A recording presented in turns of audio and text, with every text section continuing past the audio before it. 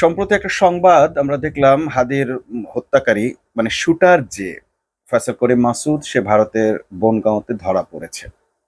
কিন্তু মজার ব্যাপার হচ্ছে সেই খবরে বাংলাদেশের মানুষ কেউ খুশি নয়। তবে একজন ব্যক্তি খুব খুশি হয়েছেন, তিনি হচ্ছেন জুলকারনাইন সায়ের।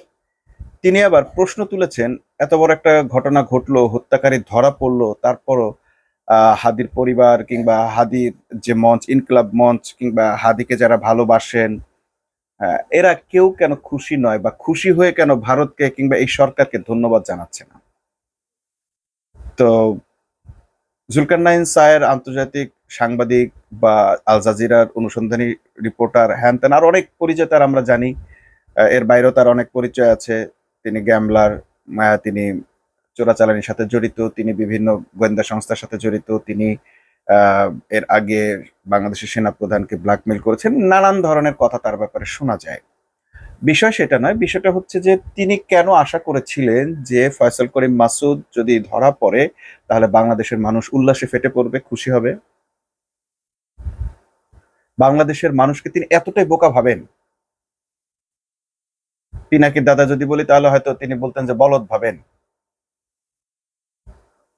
ফয়সাল করিম মাসুদ জাস্ট একজন শুটার, ভাড়াটে খুনি। করিম মাসুদের সঙ্গে হাদি হত্যার কোনো সম্পর্ক নেই।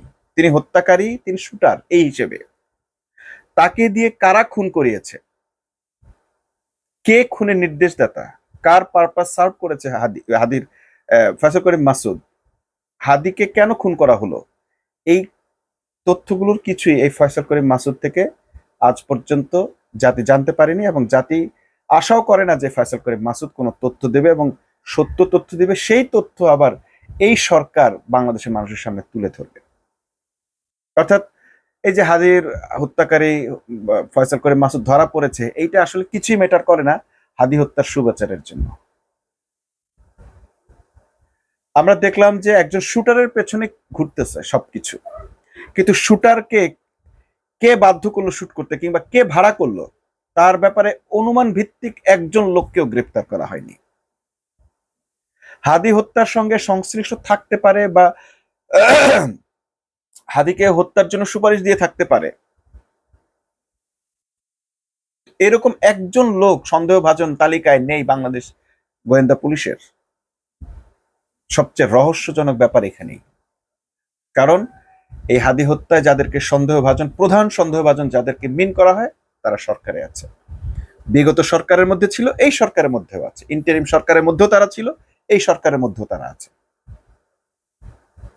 আরো রহস্যজনক ব্যাপার, হাদি যেদিন খুন হলো, যেই ব্যক্তি 17 বছর বাংলাদেশে ফিরতে পারেন নাই, ফেরার মতো পরিবেশ পান নাই, ইন্টারিম সরকার বারবার তাকে ফেরার সকল ধরনের সুযোগ সুবিধা দেওয়ার পরও ফিরতে পারেন নাই, মায়ের অন্তিম মুহূর্তের কথা শুনতে পেরেও ফিরতে পারেন নাই, তিনি সেদিন হঠাৎ করে সিদ্ধান্ত নিলেন, জানিয়ে দিলেন যে তিনি বাংলাদেশে ফিরছেন। দুটো ঘটনা একই সঙ্গে কিভাবে ঘটলো? হাদি কি তাহলে সেই সেই কথিত ভিআইপির জন্য থ্রেট ছিলেন? সেই লন্ডন প্রবাসীর জন্য কি হাদি থ্রেট ছিল? হাদিকে হত্যা করে তার বাংলাদেশে ফেরাটা নিশ্চিত করা হলো? অঙ্কগুলো কোথায়? এর সমীকরণগুলো আমরা কেন মেলাতে পারছি না? সেই ব্যক্তি তো আবার বাংলাদেশে এসে কবর জিয়ারত করলেন, হাদির কবর জিয়ারত করলেন, দোয়া পড়লেন। এটা কি শুধুই লোক দেখানো, মানে হাদির যারা ভক্ত তাদের ভোট নেওয়ার উদ্দেশ্যে? তার দলের লোকেরা মুহুর্মুহু পোস্ট করে যাচ্ছেন হাদির বিরুদ্ধে, ইনকিলাব মঞ্চের বিভিন্ন সদস্যের বিরুদ্ধে। এমনকি যে নিষ্ঠুর বর্বরতা তারা দেখিয়েছে, এই ছাত্রদল, যুবদল এবং বিএনপির লোকেরা ভাষায় বর্ণনা করার মতো নয়। মির্জা আব্বাসের স্ত্রী আফরোজা আব্বাস এমন মন্তব্য করেছেন ঝুমাকে নিয়ে, হাদির পরিবার নিয়ে, হাদিকে নিয়ে, যেটি মুখে বলার মতো নয়।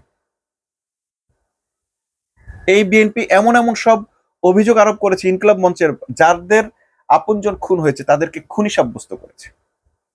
হাদির ভাইরা অমুক জায়গায় গেল কেন, তমুক জায়গায় গেল কেন, হাদির ভাইদেরকে, ইনকিলাব মঞ্চের জাবেরকে, ঝুমাকে, সাদিক কায়েমকে, অর্থাৎ যারাই হাদির এই হত্যাকাণ্ড নিয়ে সোচ্চার তাদেরকে খুনি বলে সোশ্যাল মিডিয়াতে বিভ্রান্তি ছড়াচ্ছে এই বিএনপি। তাহলে বিএনপির সাথে হাদির আসলে দ্বন্দ্বটা কোথায়? বিএনপির চেয়ারপারসন কেন হাদি হত্যার পরপরই বাংলাদেশে ফেরার ঘোষণা দিতে পারলেন? এই বিএনপি সরকারের আমলে কি হাদি হত্যার রহস্য কখন উন্মোচন হবে? জজ মিয়ার নাটক আমরা দেখেছি, অনেকে হয়তো ভুলে যেতে পারেন, কিন্তু সেই নাটকটা আপনাদেরকে মনে করিয়ে দিই, যাদের মনে নেই তাদের জন্য আবারও বলছি। জজ মিয়ার সে বিখ্যাত নাটকটা ছিল আসলে টেলিভিশনে দেখা কোনো নাটক নয়। বাংলাদেশের আইন শৃঙ্খলা, বিচার, গোয়েন্দা সংস্থা, সমস্ত সংস্থাকে ব্যবহার করে বাংলাদেশের তৎকালীন সরকার, বিএনপি সরকার তথা তারেক রহমানের একটি সাজানো নাটকের স্ক্রিপ্টের নাম হচ্ছে জজ মিয়া নাটক। 21 আগস্টের গ্রেনেড হামলায় শেখ হাসিনার সমাবেশে যে হামলা চালানো হয় এবং প্রায় 20-21 জন মানুষকে যে 22 জন মানুষকে যে হত্যা করা হয়, প্রেসিডেন্টের স্ত্রী সহ রাষ্ট্রীয় ভিআইপি ব্যক্তিদেরকে, রাষ্ট্রীয় প্রোটোকলে থাকা ব্যক্তিদেরকে যে হত্যা করা হয়েছিল বোমা হামলার মাধ্যমে, সেই হত্যাকাণ্ডের বিচার হয়েছে একটি নাটকের মাধ্যমে। একজন হত্যাকারী ধরা হলো, যাকে মিডিয়ার সামনে দেখানো হলো সে হত্যাকারী, সে স্বীকার করলো সে হত্যাকারী, তার সঙ্গে কে কে জড়িত সেটি বলা হলো এবং তার বিচার হলো। সর্বশেষ জানা গেল যে সে আসলে হত্যার সাথে জড়িত নয়, ওইটা একটা নাটক ছিল।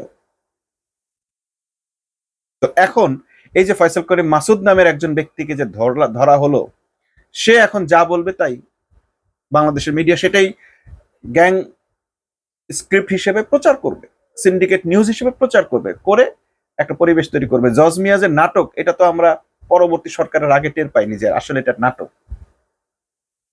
এ ধরনের নাটক সিনেমা ইন্ডিয়ান বলিউডের ফিল্মে বহু দেখা যায়।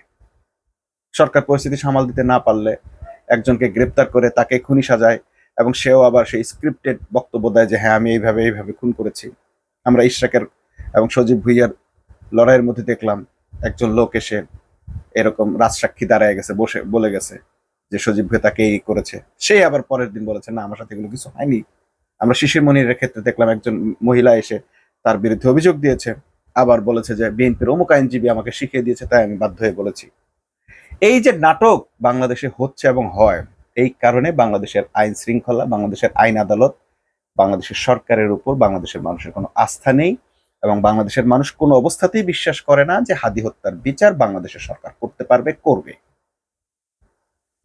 যে কারণে নির্বাচনের পূর্ব মুহূর্তে হাদির মঞ্চের, ইনকিলাব মঞ্চের ছেলেরা দাবি তুলেছিল জাতিসংঘের অধীনে যেন এর তদন্ত হয়। হাদি হত্যাকারী ধরা পড়েছে কি ধরা পড়েনি, ভারত তাকে ধরেছে কি ধরেনি, এগুলো কিছু আমাদের কাছে ম্যাটার করে না। আমরা দেখতে চাচ্ছি নিরপেক্ষ তদন্ত হচ্ছে কিনা, জাতিসংঘ এই তদন্তে হস্তক্ষেপ করছে কিনা। বাংলাদেশের আইন আদালত, গোয়েন্দা সংস্থা, ভারতের মদতপুষ্ট কোনো কিছু, মিডিয়া থেকে শুরু করে প্রশাসন, কোনো কিছুকে বাংলাদেশের মানুষ বিশ্বাস করে না, এক বিন্দু বিশ্বাস করে না। এর প্রমাণ এই হাদি হত্যাকারী ফয়সাল মাসুদকে ধরার পর বাংলাদেশের মানুষের মধ্যে কোনো আনন্দ উচ্ছ্বাস নেই, তারা এই ব্যাপারে খুশিও নয়, তারা এই ব্যাপারে কাউকে সুক্রিয়াও জানাচ্ছে না। আপনি কি বুঝতে পারছেন জুলকারনাইন স্যার কেন বাংলাদেশের মানুষ খুশি নয়? আপনি নিজে কি মনে করেন যে এই ফয়সাল করিম মাসুদকে ধরার মধ্য দিয়ে হাদি হত্যার সুবিচার হবে? যদি হয় আপনি পরবর্তী স্ট্যাটাস এটা জানাবেন মানুষকে। বাংলাদেশের মানুষ এটা প্রত্যাশা করে না। বাংলাদেশের মানুষ ডক্টর ইউনূসকে বাধ্য করেছে হাদি হত্যার তদন্ত যেন জাতিসংঘের মাধ্যমে হয়, জাতিসংঘের চিঠি লিখতে। আমরা সেই জাতিসংঘের উত্তরের অপেক্ষায় আছি। কারণ হাদি হত্যা কোনো একজন ভাড়াটে খুনির স্বার্থের সাথে সংশ্লিষ্ট নয়, এটার সংশ্লিষ্টতা আর অনেক গভীরে, এর রুট আছে, মানুষ জানে কারা এটাকে, একটা মানুষের একটা পারসেপশন আছে কারা এই হত্যাকাণ্ডের সাথে জড়িত থাকতে পারে। সেই হত্যাকাণ্ডের জড়িত ব্যক্তিদেরকে মানুষ মনে করে এই সরকারের সাথে আছে এবং বিগত সরকারের স্বরাষ্ট্র মন্ত্রণালয়ের সঙ্গে সংশ্লিষ্ট ছিল, তার অনেক ধরনের আলামত পাওয়া গেছে। কারণ এই ফয়সাল করিম মাসুদকে স্বরাষ্ট্র মন্ত্রণালয়ের একটি প্রমোশনাল ভিডিওতে ব্যবহার করা হয়েছে। আর অনেক ধরনের প্রশ্ন আছে। সো যত দ্রুত সম্ভব আপনারা এই কে ধরা পড়লো, কোথায় ধরা পড়লো, এসব সংবাদ ভাইরাল না করে, প্রচার করে মানুষকে মিসগাইড করার চেষ্টা না করে দয়া করে জাতিসংঘের অধীনে এই মামলার তদন্ত হতে দেন। আর যদি সেটা হতে না দেন, ইনকিলাব মঞ্চকে অনুরোধ করব আপনারা মাঠে থাকুন, এই বিচার পেতে হলে নিরপেক্ষ তদন্ত লাগবে। তা না হলে আবার বিডিআর বিদ্রোহের মতো এমন, অথবা 21শে আগস্টের জজমিয়ার মতো এমন অনেক সব নাটক হবে যাতে আরো অনেক নিরপরাধী ব্যক্তি ফেসে যাবে। ইতোমধ্যে সাদিক কায়েমকে, জুমাকে, অর্থাৎ বিএনপি যাদেরকে থ্রেট মনে করতেছে তাদেরকেই এই ঘটনায় ব্লেম দিয়ে দিয়ে একটা ফেনোমেনা তৈরি করতেছে, একটা পারসেপশন তৈরি করার চেষ্টা করতেছে, যাতে এরা আর মঞ্চে এসে প্রতিবাদ করতে না পারে, এরা বিব্রত বোধ করে, এরা আন্দোলন দাঁড় করাতে না পারে। ঠিক আওয়ামী লীগের যে রাজনৈতিক বয়ান, রাজনীতি, ভারতের যে সংস্কৃতি, ভারতের যে স্টাইল, সমস্ত স্টাইল এখানে প্রয়োগ করা হচ্ছে এবং তারা ভাবছে এসব প্রতারণামূলক কৌশলের মাধ্যমে বাংলাদেশের মানুষের উপর তারা বিজয়ী হবে। কিন্তু এটা ভুলে গেলে চলবে না যে 5ই আগস্ট, জুলাই আগস্টের যে গণ অভ্যুত্থান এদেশের মানুষ সৃষ্টি করেছে, এই অভ্যুত্থানের চেতনা আগামী 100 বছর মানুষের মন থেকে মুছে ফেলা সম্ভব নয়। প্রতি মুহূর্তে মানুষ জীবন দিচ্ছে অন্যায়ের প্রতিবাদ করে, 1-2 জন করে জীবন দিচ্ছে, মানুষ থেমে যাচ্ছে না। হাদি হচ্ছে সেই উদাহরণ, যে উদাহরণটি ভারতের সাংস্কৃতিক আগ্রাসনের বিরুদ্ধে, বাংলাদেশের মিডিয়ার আগ্রাসনের বিরুদ্ধে, বাংলাদেশের রাজনৈতিক দলের দুর্বৃত্তায়নের বিরুদ্ধে একটি প্রতিবাদী কণ্ঠস্বর হয়ে উঠেছিলেন। হাদিকে হত্যা কোনো ফয়সাল করিম মাসুদের একক কৃতিত্ব নয় বা তার কোনো এজেন্ডা নয়। যারা তাকে দিয়ে হত্যা করেছে এইরকম যদুমধু রামশ্যাম বলে দিয়ে আপনারা পার পাবেন না। জাতিসংঘের অধীনে নিরপেক্ষ তদন্ত করুন এবং হাদি হত্যার সুষ্ঠু বিচার করুন।